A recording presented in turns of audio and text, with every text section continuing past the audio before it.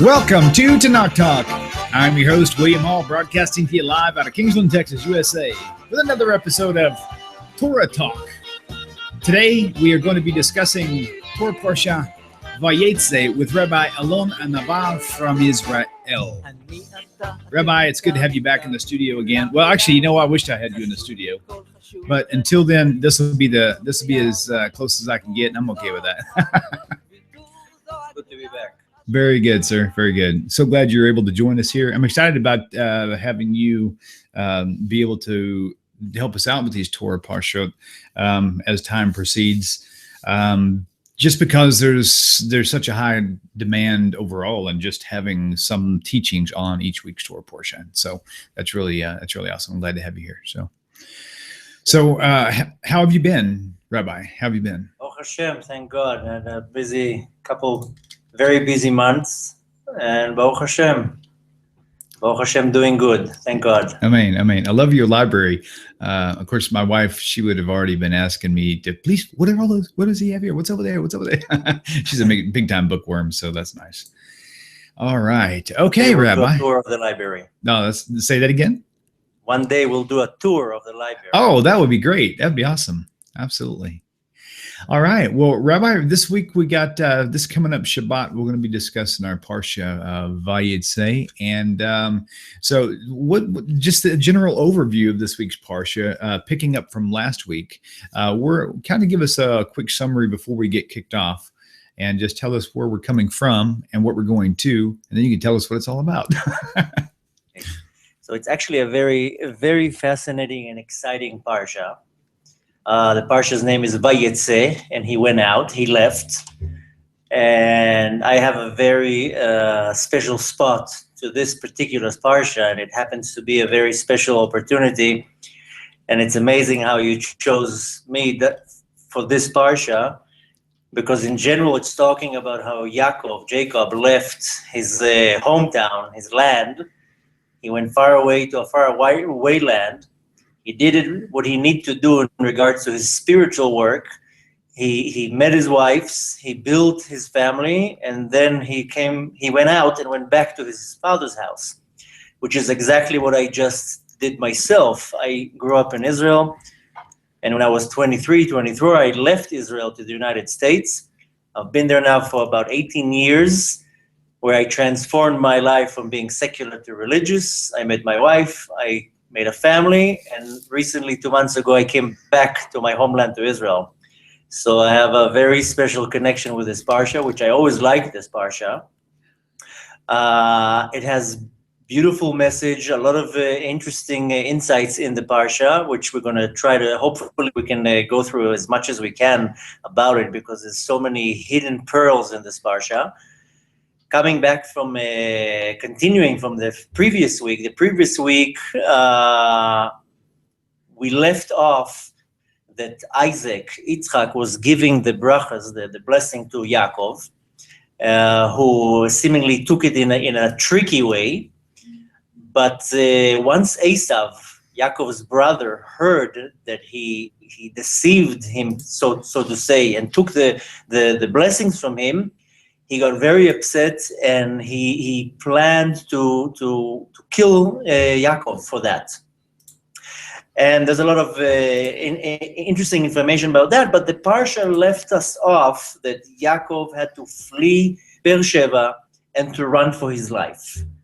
In this Parsha, we see how he's leaving Beersheba, he's going down to Haran, and he starts the Jewish nation. He actually, in this Parsha, he meets his wives, and he was lucky, he had 4 of them, and he starts the Jewish nation. He starts it's where we start from. Later on, his name is going to be changed from Yaakov to Israel, which that's where we coming from. We're Bnei Israel, the sons of Israel. But in this particular Parsha, he's actually starting it, which in itself is an amazing Parsha, to know that in this weekly portion, it's the beginning of our nation. And in a very short overview in this Parsha, Yaakov leaves his hometown. He's not a young guy anymore. and he's going down to Haran, which the Torah calls it Charon Af Shel Makom, like the worst place ever, the most disgusting and unspiritual place, which in the spiritual term, he has to go down to this place to elevate it, to actually sift in this dark place, dark, spiritually dark, sift through the darkness and elevate the godly sparks that are hidden in this place, and with that go back to where he came from, which is basically the biggest message we have in this world. And I like when I learn about the Parsha, besides the actual Torah learning, besides the beautiful stories, besides the mysticism behind it, the Torah comes to teach us something. The Torah comes from the Hebrew word hora'ah, which is teaching.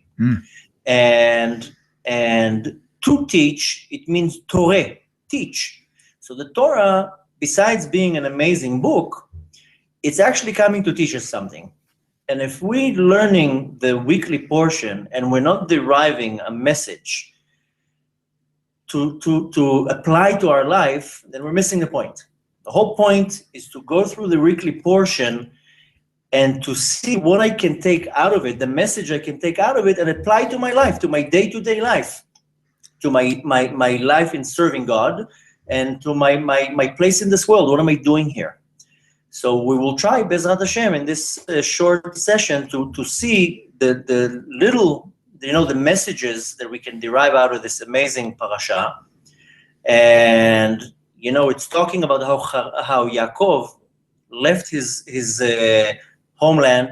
It's talking about Bet Aviv, the house of his. He was cushioned, and it's known that they were very wealthy, an amazing place, and he was free to do whatever he wanted, which was sitting in Torah. And one day he has to leave, he has to pack up his bags, and has to so-called run away from Esav. The Midrash actually reveals to us that he wasn't really running for his life. Because one might ask, what, Isaac, his father, couldn't just say to Esau, listen, calm down, please, and don't go to kill your brother? Right. The Midrash is teaching us a very interesting point that most commentaries don't stop to tell us about it. But we know that in the previous weekly parasha, Avraham Avinu made a deal with Avimelech, who was then the king of Plishtim. And after that, Yitzchak also did a deal with him. He did a covenant.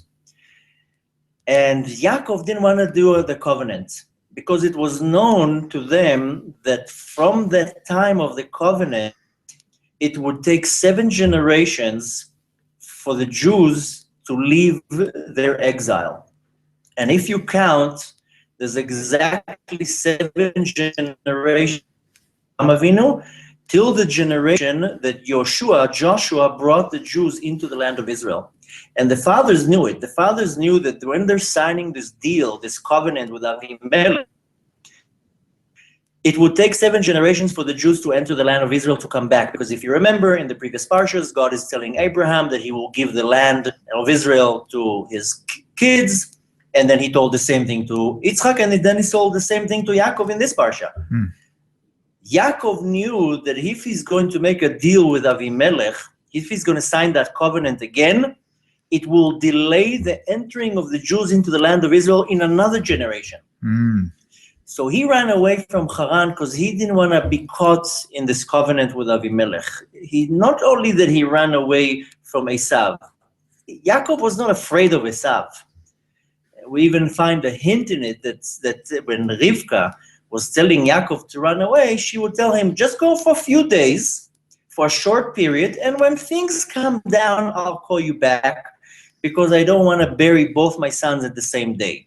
Rashi, the commentary, and he says that Rivka had, Ruach HaKodesh, the office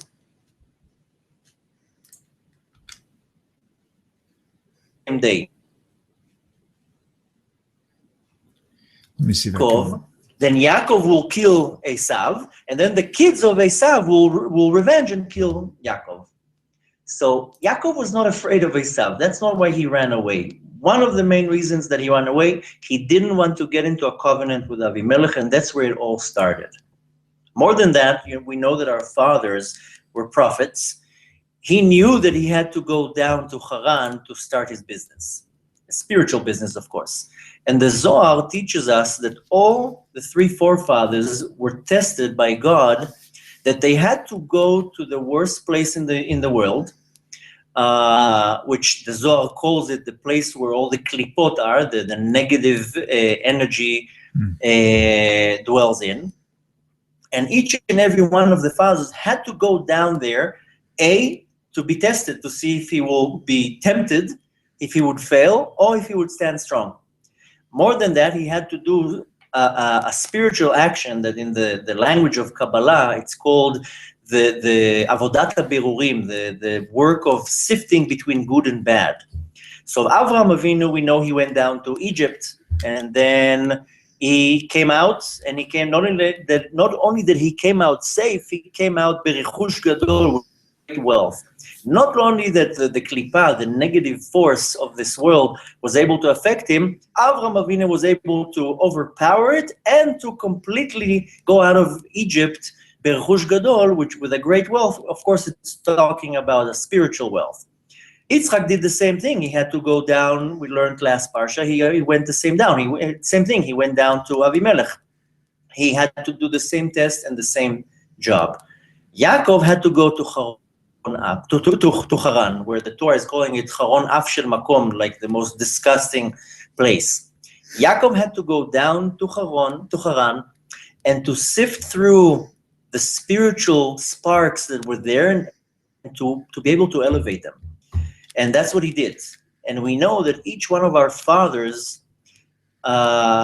instated one of our prayers. We know that Avraham created the prayer of Shacharit, the morning prayer. Yitzchak created the prayer of Mincha. And Yaakov created the prayer of Arvit. And we see it right in the beginning when he stopped, and he stopped to pray. Chassidus philosophy teaches us that one of our jobs in this world is to come down to this world, which the parable in this parsha is that Jacob, is leaving the house of his father where he was comfortable. He's going out down to the most disgusting place in the world. He has to work. He barely has time to study. The Torah teaches us that he would only study at night. During the day, he had to work for Lavan. For 14 years, he had to work. Mm-hmm.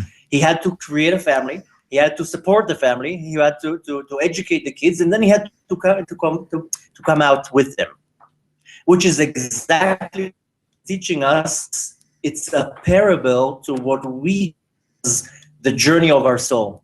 The soul begins in the house of his father, where our souls are sitting in heaven, next to our Father in heaven, and everything's good there. We learn Torah, we see godly revelations, and then at some point, God tells us, you got to go down to this world. You got to leave the house of your father, where you're comfortable, where you're close to me. You have to go down to this physical world. And in this world, you're going to have a lot of hardship, and you have to make a living, and you have to raise a family, and you have to keep Torah and mitzvahs. And after this entire journey, then you come back to me. That's where the Zohar is comparing the leaving of Yaakov from his place of his father into the most disgusting place in the world. And we see a beautiful hint that right when the Torah portion starts, it's talking how suddenly the sun went down. God made a miracle. The sun went down. So Yaakov Avinu went down. He went to sleep. And it says how he put a stone around his head and he went to sleep. And of course, there's many questions. Why did he need to put a stone? What's the point? So the Torah teaches us he was afraid from bad animals that will come and attack him. What do you mean he was afraid of a bad animal that will come to attack him and he covered his head? Well, the animal will not attack his body. That doesn't make sense, this explanation. The mysticism behind it, the Hasidic philosophy that explains it, is explaining a very interesting concept. Yaakov Avinu was not afraid of an animal. Yaakov Avinu was not afraid of anything. He knew going down now to the most lowest place in the world, and he's going to have to work. Physically, he's going to have to work. Now, there's a verse in the Tanakh that it says, Yagia kapal ashecha v'tov lach. Yagia kapecha is the hard work that you do to earn money. Now, when a person goes to earn his money, he goes out of this world living, who has the time to think of Torah and mitzvahs? You have to think of your job. If it's a business, you have to run the business. Your mind is not into Torah. You're out in the world. You have to make money. You have to support your house, your family. You have to pay the mortgage. Who has the mind set to study Torah? So Yaakov, what he did, he didn't want his head, meaning the mochin, the intellect that is toiling in Torah, he doesn't want it to be affected while he's down in this world working. So he covered the head, meaning his mind, his intellect, that this is not going to be affected. Yes, he has to go and work, and the Torah teaches us that Lavan slaved him. He worked from morning to night, and he didn't want his head to be affected. While he was working, he says, okay, now I'm working. That's part of my job in this world. Right now I have to work, I have to make a living, but I don't want my head to be affected. I want when I come home at night, I have time to sit and study Torah. And that's one of the most important lessons that this Parsha is teaching us, is that yes, we came down to this world not to sit all day long in a yeshiva or in a synagogue and to pray and to learn Torah. God told us, no, that's not the time right now. You go down to this world to work. Work physically, because you have to make a living, but also work in this world by sifting the good and the bad. If you see that our entire Torah is based on the work of sifting, from the day the world was created, in the beginning everything was good, so there wasn't a problem. Once Adam sinned by eating from the tree of knowledge, then started the job. And Kabbalah, the good and bad, good and evil, it's a dat tov ra. This is one of the fundamental part of our work in this world. That from that point, all our work in this world that the Torah is instructing us is to sift between the good and the bad. That's why we see that the entire Torah, especially the oral Torah, is teaching us this is pure, this is not pure. This is kosher, this is not kosher. This is permitted, this is not permitted. Our entire work in this world, and I'm talking about our spiritual work, is to sift between what's good and what's bad. There's a much more in-depth explanation for this work, for this job in this world, but our main part in this world is to constantly sift. The Kabbalah calls it avodat habirurim. It's like a person that's going now to search for diamonds, and the diamonds are hidden in the sand, and he has to sift through the sand, and every couple minutes, oh, here's a diamond, he puts it aside. This is what's going on in this world. That before the world was created, we know that God wanted to create the world. He didn't really know how to create it. He just shined this amazing great light. The vessels that were supposed to hold this light, they couldn't hold such a great godly light, and they exploded. Kabbalah calls it shvirat hakelim, the explosion of the vessels. The light, the godly light, was too strong, the vessels could not contain it. And with this explosion, billions of godly sparks got scattered all around the universe, and they went all the way down to this physical world. And there's a great, there's a concept in Kabbalah that it says, mala mala nofel mata mata. Whatever comes from the most highest source will always fall in the most deepest, furthest away point it can reach. And the easiest way to explain it is, imagine now a wall of bricks, and then you push the wall down. Now, which brick will go further, the bricks that are on the top or the bricks that are on the bottom? Of course, the bricks that are on the top are going to fly further away because the wall just collapses. So the bricks that are on the bottom, they don't go far. The bricks that are on the top, they go far away. So whatever came from the most highest source in the spiritual world goes to the most furthest part of the universe, which is this world. And our job, we were sent down to this world sift through the darkness of this world and to sift these godly sparks by sifting between good and bad, permitted and kosher, not kosher, pure, not pure. And by us sifting it, we're elevating it back to its source. Yaakov Avinu was the first one who actually went down to Haran, which was considered the most disgusting place in this world, but brought himself down from a very high spiritual level to the physical world. And in this physical world, he had to work, he had to make a living, he had to create a family, he had to raise the family. His mind was not sitting well in Torah. So that's why the Torah portion starts that first of all, he covered his head.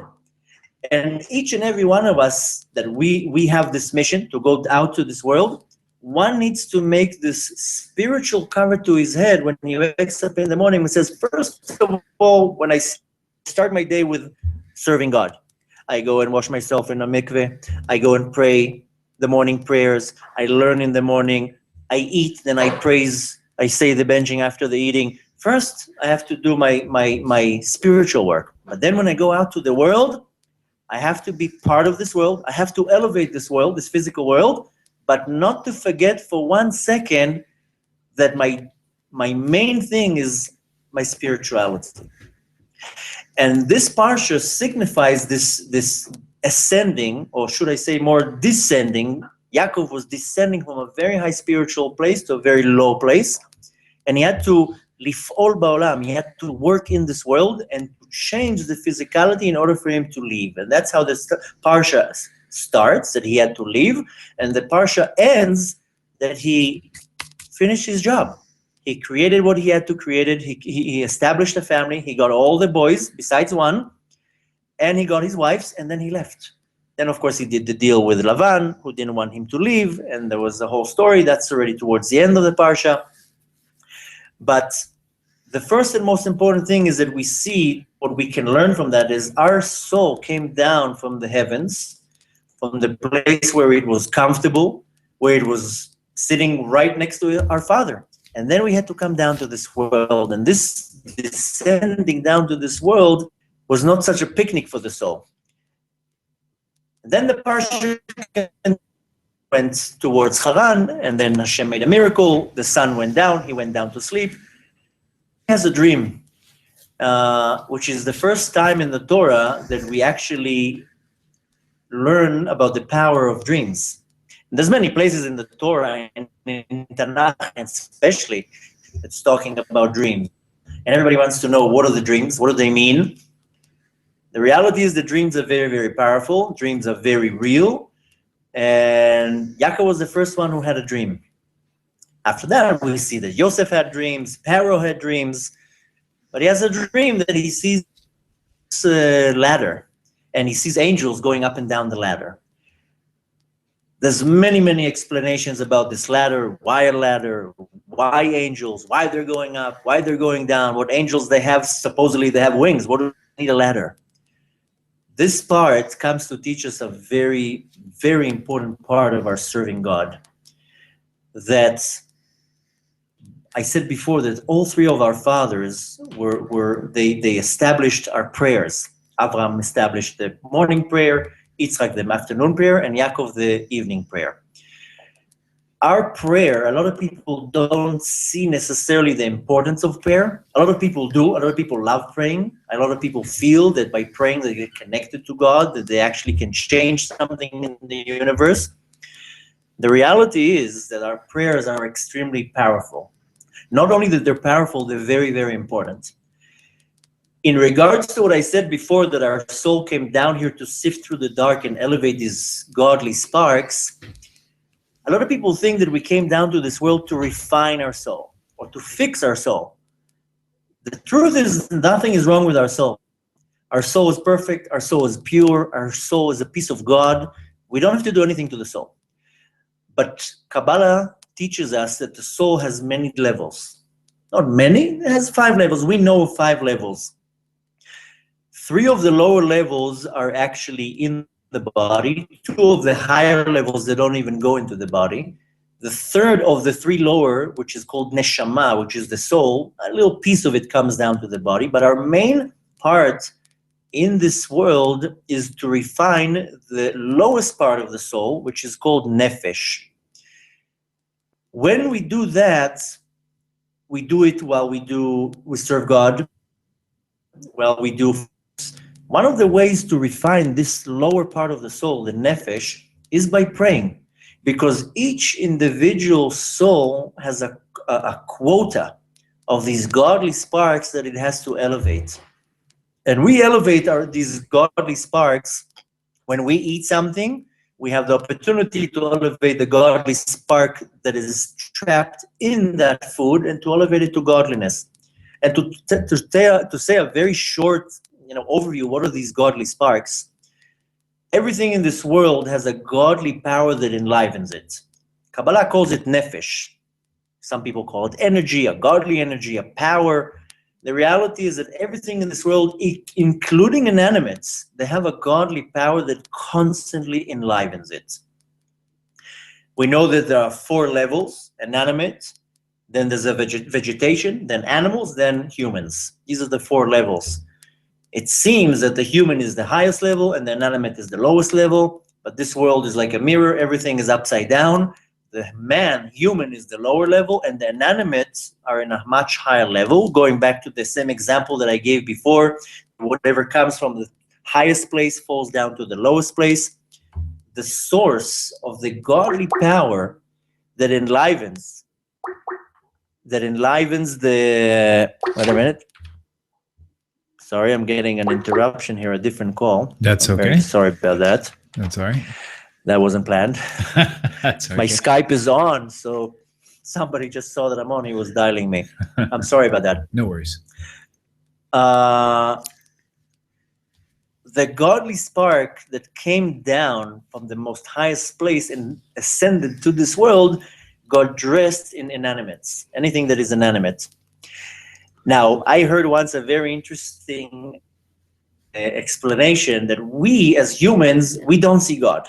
So, we don't get excited, we don't get afraid or anything, because if I would see now God in front of me, I would freeze, I would be shocked. Mm-hmm. Any human being would see now any type of godly revelation, he would freeze.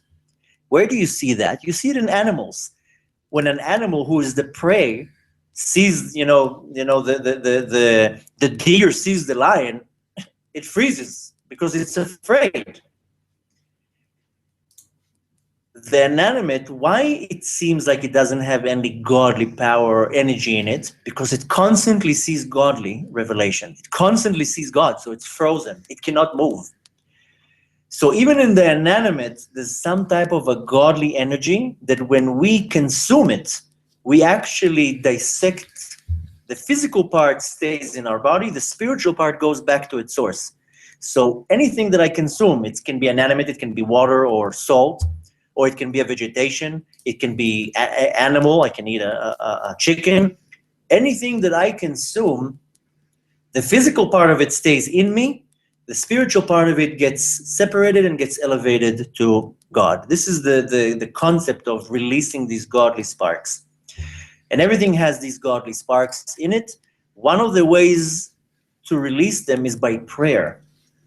And a prayer is compared to this ladder. That's why Jacob, when he had the dream of a ladder. And it says that the ladder was very, very stable on the ground, and its head reached the heavens. And then he saw angels going up and down. This ladder is our prayer. When we pray, if the prayer is done the right way, we are established that can connect our prayers from this world that can reach all the way up to the spiritual worlds. So when we take the time to pray, it doesn't really matter right now if it's from the prayer book or from our heart. The concept of praying is connecting to my Creator. And when I pray, I'm like a factory of angels.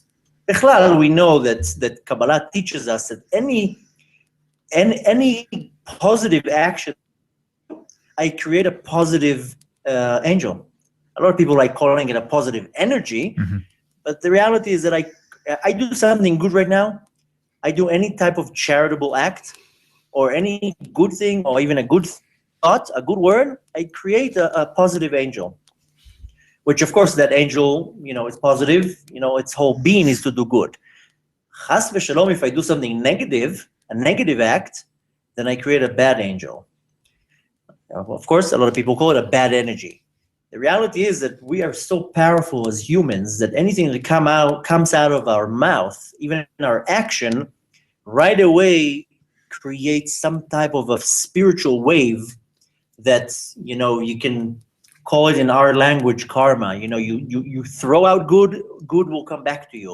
You throw out to the world negative will reflect back at you. This is the power of prayer, that I have the time to meditate and to connect to my Creator, and I'm creating these powerful angels. Now, the Torah is talking about that Jacob saw angels going up the ladder and some angels going down the ladder. Rashi, the commentary, says, the angels that were going up were the angels that were escorting Jacob from the land of Israel till he reached to Haran, till that point, till the border. And the angels that came down were the angels who came to continue escorting him down to Haran. But we know that this ladder that signifies our prayers and our actions is that everything that I do in this world, I do something positive, I create this positive angel. These angels, they go up on this ladder that I'm creating. If chas v'shalom I do something negative, then I bring on myself this reflection of negativity, then these are the angels that are coming down. One needs to know that everything, this is another amazing lesson from this Parsha, to know is that every little thing that I do has a consequences. My thoughts, my words, my action, even my thoughts. A lot of people say, okay, thoughts, who hears my thoughts? Our thoughts are so powerful that I can have a good thought about somebody and I will awaken this energy in that person. That's why there's a great prohibition, a very big sin, which is to gossip. It's called, what's the big deal? So I said a few, some juicy information about this other guy. The problem with this sin of gossiping, lashon hara, and bad-mouthing and all that, is that my mouth is so powerful that I actually awaken this trait in that person. So if I say on that person, you know what a liar he is? Or that person stole this and this, or he said this and that, I awaken and I arouse this power in that person. On the other side, if I say good things, oh, that person is so nice, or this person is so charitable, then I awaken this in that person. So our acts, our thoughts, and our speech is so powerful that every little act that I do in this world, it creates these waves. We know Kabbalah and Hasidic philosophy teaches us that our soul gets dressed into spiritual garments because it can't interact in this world. It's a spiritual being. A soul doesn't talk. A soul doesn't see. A soul doesn't think. It's a billion times more intelligent being. In order to interact in this world, it gets dressed into garments. Like you put a hand into a puppet. So, you move this finger, then the hand moves. You move that finger, this hand moves. The soul gets dressed into these garments. There are three major garments: thought, speech, and action. So the soul gets dressed in these garments, and through these garments, it's able to maneuver in this world. That's where we get our thoughts, our speech, and our actions. These three garments are so powerful that every act that I do, every word that comes out of my mouth can either create a world or destroy a world. And this is the whole concept of this ladder, that our entire spiritual work in this world is we're building this ladder that connects us from this physical world to Rosho Magia Shamayma. The head of the ladder goes all the way up to the heavens. So another amazing tip, that every second of our day can be derived into something negative, chas v'shalom, or to be applied to something positive. Every word that comes out of my mouth. A lot of people think that in order to be a great righteous man, you need to give tons of money to charity or to do all sorts of acts and sit and study Torah all day long or whatever. Sometimes it's just one word, a little smile, saying a nice word in the morning to somebody, a neighbor. That sometimes you can destroy a world, chas v'shalom, you can create a world with one little act. And this is another thing that Yaakov Avinu, he brought down to the world the concept that I'm not just a human being and I came down to this world for 67 years to eat and drink and sleep. I have a job here in this entire universe.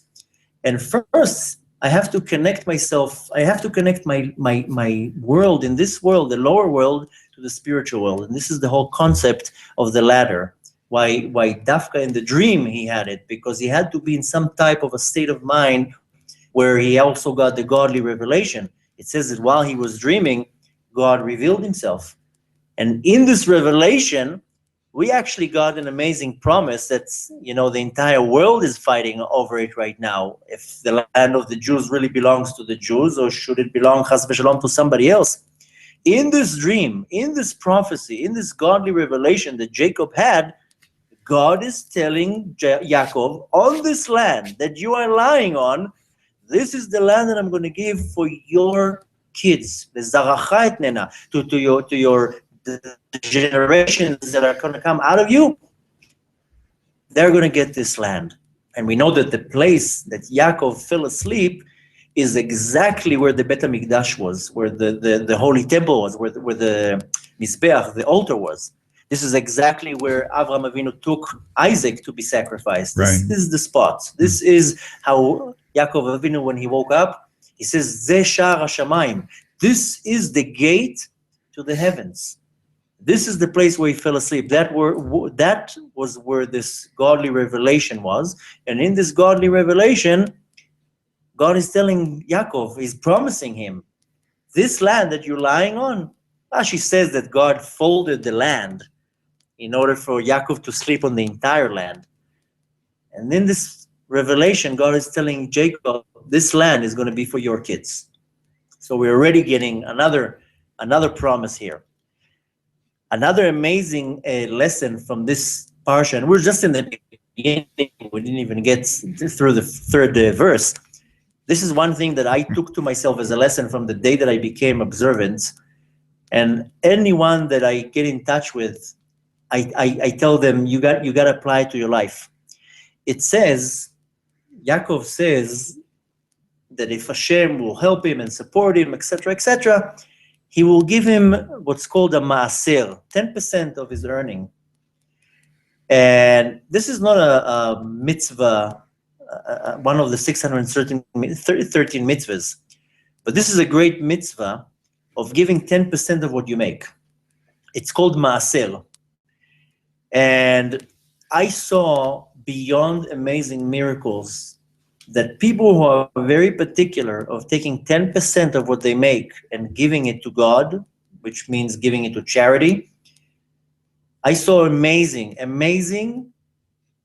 unbelievable miracles for people who are very particular with that. And from the first day that I became observant, I took this mitzvah and I said, you know what, I like that mitzvah because God is first of all, God provides everything.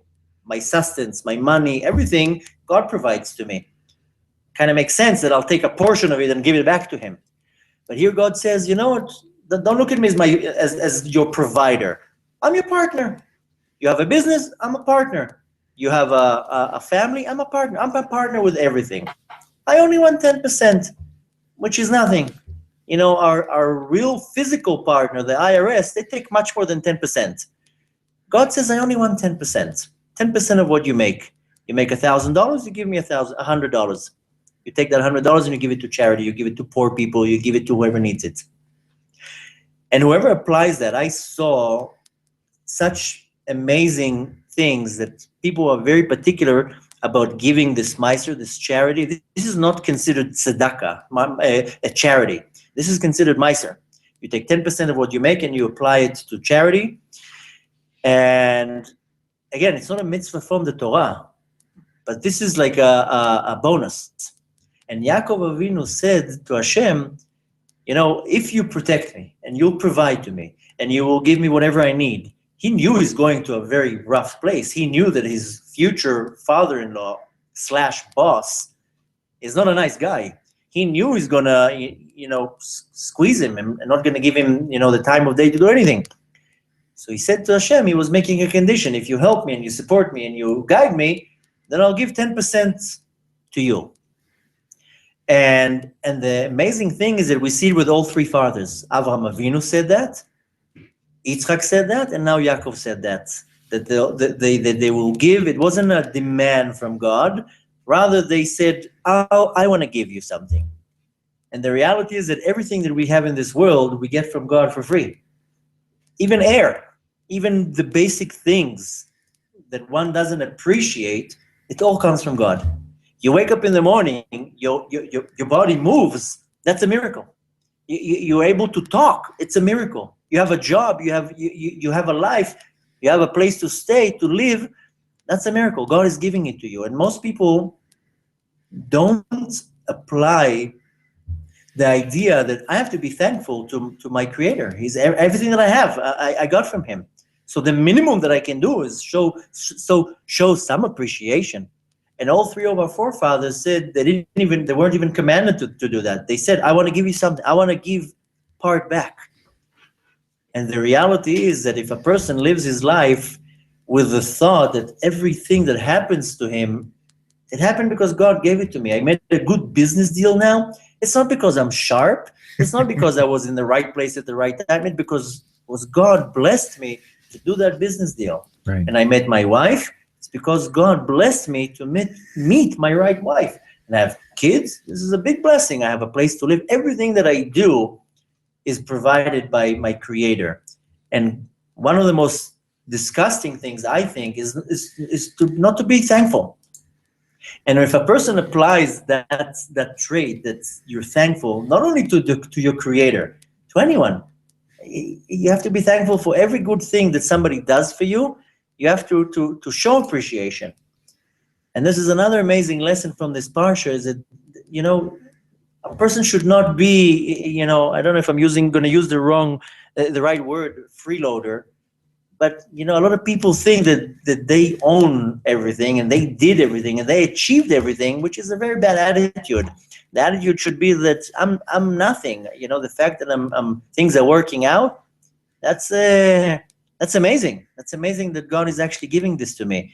And in this Parsha, after both Avraham and Yitzchak promised that, also Yaakov says, I'm going to give you Meiser, 10% of what I make. And from that came the teaching for many generations. Our sages talk about it in the Talmud and in many other places. Again, it's not a commandment, but it's something that is very well accepted. And I saw in my personal life that any time that I was very particular with my earnings, how much I made, because you calculate this Meiser, it's from the net, not from the gross. So you have to calculate, I made X amount of money, I had such and such expenses, then what am I left with? And then you calculate it. And the more particular they are, the more blessing you see in it. And I saw in myself that when I was very particular to really calculate till the dollar, till the cent, how much I made, how much was my expenses, how much I'm left with. And then I took that 10% out, which is very hard. A lot of people are very hard for them to separate from their money, especially after they worked so hard. That's why our sages teach us that the mitzvah of charity is considered, you can compare it to doing all the mitzvahs at the same time. Because you take your hard work, earned money, which you could buy yourself something, and you're giving it to somebody else. But this is applying exactly a godly act, because technically when you think of it, God is constantly giving you in a very charitable way anything that you need.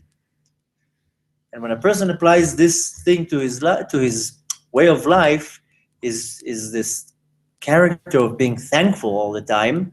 Thankful, first of all, to my Creator, but also thankful for anything. Your wife makes you dinner, thank her. A lot of people just come home, well, this is what you made. I don't like this meal. Thank her. She just slaved a whole hour, made you something to eat. Whether you like it or not, just at least thank her. You come home, your wife cleaned the home, set the beds, whatever. It could be both ways. Your husband comes home after a whole day of hard work. Thank him. Thank you for going out and working and making a living. That goes back to what I said before with the power of our words. with one small word, you can build worlds. One thank you, one a little smile, but the words are so powerful. And sometimes you can say the wrong word, or even a bad word, you can destroy the entire world. And most people, they don't see that. I deal with a lot of couples that they come to me to ask me for help, for guidance in their marital life. They have a lot of issues. And one thing that I see is each couple, nobody wants to be the wrong one. She's wrong. He's wrong. Sometimes when I do a one-on-one, I don't put both couples together. We get that from Adam and Eve, by the way. How the other side is wrong. Why can't you once look at yourself and say, you know what? Maybe I'm wrong. Maybe I'm doing something wrong. The reality is it's very hard to a person to admit that they're wrong and that the other side, which is usually your spouse, that they're right. And that's where most of the problems come between a husband and wife, between a father and a kid, a mother and a kid, a boss and an employee. Because everybody wants to be right. Nobody wants to admit that they're wrong. If a person comes to that point that he's willing to admit, yeah, you're right. I wasn't so right. I didn't say the right thing at the right time. The point is that, the ego comes in our way. It always comes in our way. If we didn't have an ego, everything would be perfect. But the reality is that every person needs to do his own thinking and shift in his mind the attribute of being thankful. This is another thing that Yaakov Avinu, and we're literally in the 3rd verse of the Parsha. I think we're running out of time, and we didn't even barely get through the Parsha. Yaakov Avinu is teaching us this virtue of how important it is to be thankful. To be thankful, for your Creator. That's what God wants. He just says, just say thank you. You eat something, say thank you for the food. You did something, say thank you. This is another concept of the prayers. Thanking God. Prayer is divided in a few categories. One of the categories in our prayer is asking. I'm asking God. I need health. I need sustenance. I need a wife. I need something. Another one is praising. We're just praising praising God. You're the best God. You're the best thing that ever happened to me. But one category of our prayer is thanking. Thank you. So our prayers are very, very powerful. We talked about it 10 minutes ago with the whole concept of the ladder. But one big part of our prayer is just thanking. And thanking can be thanking our Creator and also thanking everybody around me. And when you show appreciation to anyone, whether it's your Creator or your spouse or your boss or anyone, you're able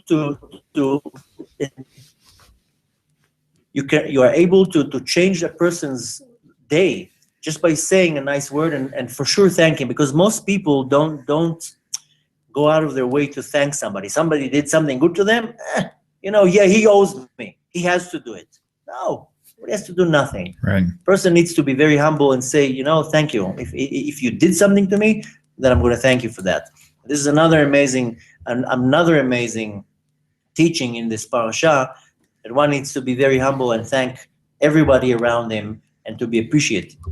Now, I don't know how much more time we have, but from here we see how Yaakov, you stop me whenever you need to stop me, because when I start talking, I don't stop. From here we see this entire encounter, how Yaakov Avinu, he goes to sleep, he has this dream, this revelation. God reveals himself in front of him, and when he wakes up in the morning, he's shocked. He's like, I can't believe that actually Hashem is here, and I had the chutzpah to go and sleep.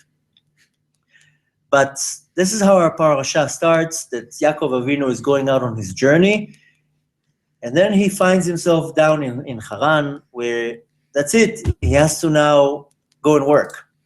Now, in the beginning, we know that for 14 years, he did a stop. He didn't right away go to work. He did a stop. He went to a yeshiva and he studied for 14 years. And once he arrived there, the story goes that he went to the well and he saw the sheep and the shepherds, and he asked them who you are. They told him we belong to Lavan, who was his uncle. And then comes the beautiful Rachel, the beautiful Rachel. And after that, he falls in love with her, so to say. And then he he starts working for Lavan, which we know the famous story that Lavan is his uncle, he's Rivka's brother. He deceived him. He told him he's going to work for 7 years and he's going to give him Rachel. Of course, the day of the wedding came, he gave him Leah, and then he worked for another 7 years for Rachel. 14 years he worked for both his wives. And in this time, he started building the nation, starting building our nation. With each one of the wives, he had a few children, and each child, which are known as the tribes. I just want to say one very short thing about the tribes and where it's coming from, because I think this is one of the most important lessons that we can derive out of this parasha, and then I think you're going to shut me down. A lot of people ask me, and I know a lot of people just wonder that, there's so many types of Jews. One is a Sephardi Jew, one is a Ashkenaz, one is a Hasid, one is this, one is that. Who's better, who's smarter, who's more right? The reality is that this portion of the Torah is coming to teach us that the nation of Israel came out of 12 tribes. Mysticism teaches heavens and the godly this godly power that comes down to this world, and through this godly light shines, goes through these 12 gates. It manifests into these tribes. That's why Jacob had to have 12 tribes. Why couldn't he have one? Avraham Avinu, we did it with one child. He had Isaac, and then Isaac had Jacob. Why does Jacob have to have 12? The truth is, it's a very deep concept, and just for that, you can talk about a whole hour. But this comes to teach us something very, very simple, that the nation was created and based on 12 tribes to teach us something very simple, that each and every one of us is different. Different in how we look, different in how we talk, different in how we serve Hashem, different with our opinions, different with anything. We're completely different. The point is, and the problem is of our generation and many generations, that everybody fights with each other. Everybody thinks they're better than the other, they're smarter than the other, I'm more right than him, I'm more smarter than him. This portion comes to teach us something very, very basic. We all came from one father. We're all brothers, and we're all equal. We look different. We have different names. We came from different mothers, so to say, but the base is the same. We're the same thing. Mm-hmm. Right. And the problem in our generation, which I believe, and many believe it too, what is holding the redemption from coming is the fact that we hate each other. And for 2,000 years, the second temple was destroyed for the sin of sinat chinam, of hating somebody for no reason. Mm-hmm. The first temple was destroyed for 3 other sins: idol worship, murder, and forbidden relations. Since the sin was revealed, then the length of the exile was revealed. Once they left Yerushalayim, the prophet told them, you're going to be out for 70 years. The second holy temple was destroyed for one sin, sinat chinam, for hating somebody for no reason. Since the sin is hidden, meaning that I can hate my best friend, or I can hate anyone, he's not going to see it. The hate is inside. It's unseen. Because the sin is unseen, is not revealed, the length of the redemption is not revealed. And I believe, and many believe the same thing, that we don't have the complete redemption. We're still in exile because we're still suffering from the same problem. That people hate each other for no reason. I hate him because he thinks he's smarter than me. I hate him because he has more money than me. I hate him because this and that. And this is our stumbling block. This is the thing that makes us all fail. That if for one second everybody will remove their ego and get united, we're unbeatable. In 1 second. And people say I don't hate, but really that whole concept still fills in with envy and with jealousy. That's sort of the same thing. Yeah, it's the same thing. Same thing. I just categorize it as hate. Yeah, no, I mean I agree completely. If I'm envy of somebody because he has a nicer car, that's kind of hating. Maybe I worded it the wrong way. I just translated it from the word sinat chinam. Right. But jealousy, envy, anger, anything.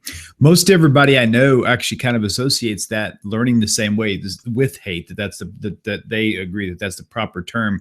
But what they don't understand is actually all these other things are included in that definition. So exactly. for us being content where we are is very important. You know, I love what you're referring to how in the beginning with Avram Avinu, you know, he had to go down into the deep and actually bring out the goodness. And, you know, just like when we're with wheat, you know, before we can actually eat wheat, it's got to be processed, it's got to be crushed. And there's so many parallels there too. And especially with our hearts, if you will, and our minds, we have a hardness to us that we've got to break through and become gentle and become soft so that we can actually be used more effectively. And I think that's a pretty awesome topic you brought out of that today.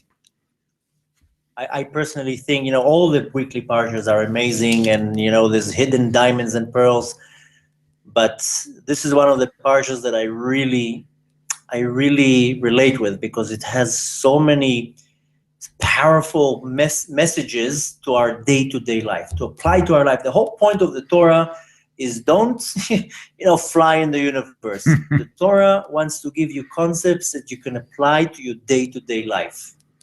And this parsha has gems in it. And if we could just take the little insights that we just went through the last hour and apply it to our day-to-day life, this world is going to be a much better world. Well, I'll tell you what, I'm glad you shared all that with us today. It's been fun. It's one of these things where we need to have like tons and tons of time. I mean, Rabbi Yehoshua Gordon on Chabad.org, he breaks it down one teaching every day, and he still has a hard time fitting it all in. Rabbi, thank you so much. Love having you on, and look forward to next time, probably in 6 to 8 weeks if all works out well. God's help. Amen. So amen. Shalom, everyone. Until next week, same time, same place. Take care. Shalom, shalom. חשוב מכל חשוב והכרחי להיות ביחד. איפוק זו העוצמה, ויתור זו הגדולה, השאיפה והכמיהה.